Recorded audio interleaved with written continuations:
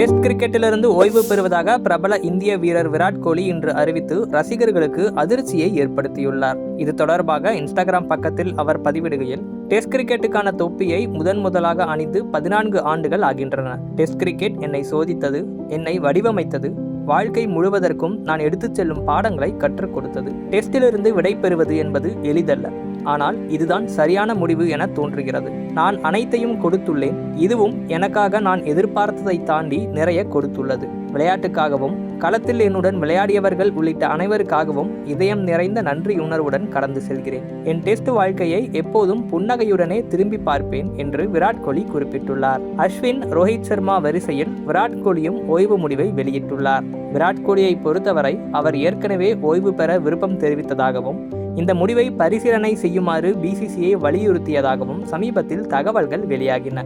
இந்த நிலையில் டெஸ்டிலிருந்து ஓய்வு பெறும் முடிவை விராட் கோலி இன்று அதிகாரப்பூர்வமாக அறிவித்துள்ளார். டெஸ்டில் இந்திய அணிக்காக அதிக ரன்கள் எடுத்தவர்கள் வரிசையில் சச்சின் டெண்டுல்கர், ராகுல் டிராவிட், சுனில் கவாஸ்கர் வரிசையில் 4வது இடத்தில் உள்ளார் கோலி. எனினும் டெஸ்ட் கிரிக்கெட்டின் முக்கிய மைல்கல்லான 10,000 ரன்களை எடுக்காமலேயே அவர் விடை பெற்றுள்ளது மிகவும் ஆச்சரியமாகவே உள்ளது. 123 டெஸ்டுகளில் விளையாடிய கோலி 30 சதங்களுடன் 9,230 ரன்கள் எடுத்துள்ளார். சராசரி 46.85.